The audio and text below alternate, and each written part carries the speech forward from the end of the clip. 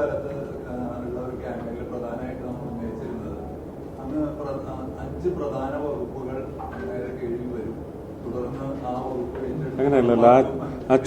ആ ചോദ്യത്തിൽ തന്നെ ഒരു നുണയുണ്ടല്ലോ. അല്ല, അങ്ങനെ പറഞ്ഞിരുന്നു. പക്ഷേ ഇല്ല, അങ്ങനെ പറഞ്ഞിരുന്നു. അല്ലല്ല, ആ ചോദ്യത്തിൽ അങ്ങ് ഉച്ചരിച്ച വാക്കുകളിൽ ഒന്നും സത്യത്തിന്റെ അംശമില്ല. ഞാൻ എന്താണ് പറഞ്ഞത്? ഞാനന്ന് പറഞ്ഞത് എനിക്ക് മന്ത്രിയാവണ്ട, ഞാൻ മന്ത്രിയാവാനല്ല നിൽക്കുന്നത്, അങ്ങനൊരു പ്രചരണം വേണ്ട, എനിക്കൊരു സാധാരണ MP ആയാൽ മതി.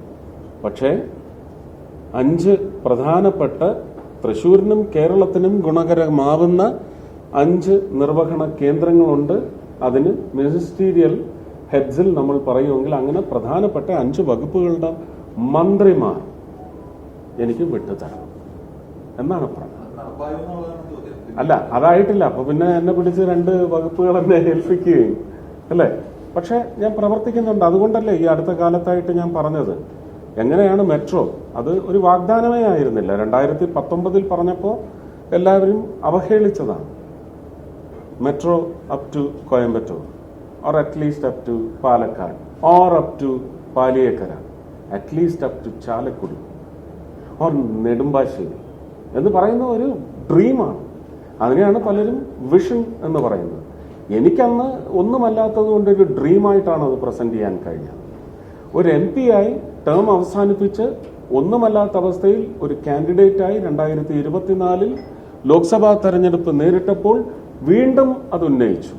ഇപ്പോഴും ആ ഡ്രീമായി നിലനിൽക്കുന്നു. പക്ഷേ യാഥാർത്ഥ്യത്തോട് അടുക്കാനുള്ള സാഹചര്യങ്ങളുണ്ട് എന്ന് ഞാൻ അതിനോടകം പഠിച്ചു മനസ്സിലാക്കി.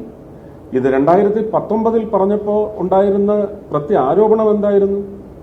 ഇത് കൊച്ചി മെട്രോ എന്ന് പറയുന്നത് കൊച്ചി എന്ന് പറയുന്ന ഡിസ്ട്രിക്റ്റിനകത്ത് ഒതുങ്ങി നിൽക്കുന്നതാണെന്ന് പറയുന്ന വളരെ ഇമ്മച്വർ ആയിട്ടുള്ള ഒരു കൗണ്ടർ അറ്റാക്കാണ് വന്നത്.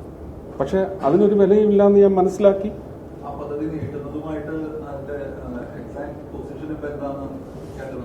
അതിപ്പം ഇന്നലെയും ഞാൻ പറഞ്ഞിട്ടുണ്ട്, മീഡിയയിൽ തന്നെ പറഞ്ഞിട്ടുണ്ട്. ഇത് ഡിസംബറിൽ ശീതകാല സമ്മേളനം കഴിഞ്ഞ് തിരുവനന്തപുരത്ത് വന്ന് പവർ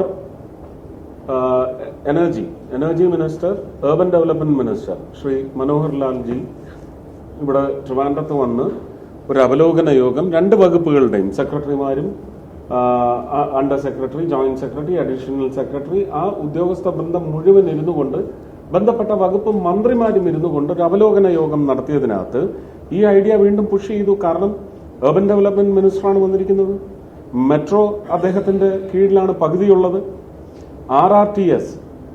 അപ്പോൾ ഇത് വെച്ചിട്ട് അവിടെ ഈ വിഷയം ഉന്നയിച്ചപ്പോൾ അദ്ദേഹം പറഞ്ഞത് ഡൽഹി മെട്രോ നോയിഡയിലേക്ക് മെട്രോ ആയിട്ടും അത് കഴിഞ്ഞ് ഹരിയാനയിൽ കടക്കുന്നത് മെട്രോ ആയിട്ടും, പക്ഷെ ഹരിയാനയുടെ മറ്റ് സെക്ടേഴ്സിലേക്ക് തുടരുന്നത് RRTSുമായിട്ടാണ്. RRTS can be a feasible idea for Kerala.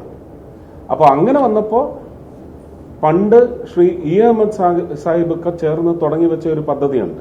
Coastal ലൈനപ്പിനെ ഒന്ന് സദേൺ റെയിൽവേയുടെ നെറ്റ്വർക്കിലേക്ക് കൊണ്ടുവരാൻ. നമുക്ക് കൊടുങ്ങല്ലൂർ തുടങ്ങി അല്ലെങ്കിൽ ഇടപ്പള്ളി കഴിഞ്ഞുള്ള ഭാഗങ്ങൾ ഇന്ത്യൻ റെയിൽവേസ് വേറൊരു ദിക്കിലേക്ക് അങ്കമാലി വഴി ഇരിഞ്ഞാലക്കുടയ്ക്ക് പോകുമ്പോൾ ഒരു railway line connecting Edappally to Tirur, ഇത് ഗുരുവായൂരിനപ്പുറം തുടർന്ന് കൊണ്ടുപോകാൻ സാധിച്ചുമില്ല. അതൊരു പാരലൽ ലൈനായിട്ട് തന്നെയാണ്. നമുക്ക് കായംകുളത്തുനിന്ന് തിരിഞ്ഞ് ആലപ്പുഴ വഴി കൊച്ചിയിലെത്തുന്നത് പോലെ. ഇത് നമുക്ക് ഇന്നുള്ള ഇന്ത്യൻ റെയിൽവേസിന്റെ ഷൊർണൂർ റൂട്ടിലുള്ള ട്രാഫിക്കിന്റെ ഒരു തിക്ക് നമുക്ക് ഗണ്യമായി കുറയ്ക്കാൻ സാധിക്കും. കൂടുതൽ ട്രെയിനുകൾ ചിലപ്പോൾ നമുക്ക് വരുന്നതിന് വലിയ സാധ്യതയുണ്ടാവും. പക്ഷെ ആ പദ്ധതി മുളയിലെ നുള്ളിക്കളഞ്ഞു. അതിന് എവിടേക്കോ സ്ഥലങ്ങൾ എടുത്തിട്ടു, പക്ഷെ തുടരാൻ അനുവദിച്ചിട്ടില്ല. ഇതൊരു വളരെ ഫീസിബിൾ പ്രപ്പോസലാണ്. നമുക്ക് മറ്റൊരു റെയിലിനെ കുറിച്ചും ആലോചിക്കേണ്ട. നെടുമ്പാശ്ശേരി വരെ മെട്രോ വരും എന്നുള്ളത് ഉറപ്പായിട്ടുണ്ട്. അത് അങ്കമാലി വരെ കൊണ്ടുവന്നതിന് ശേഷം അങ്കമാലിയിൽ നിന്ന് ക്രോസ് കട്ട് ചെയ്ത്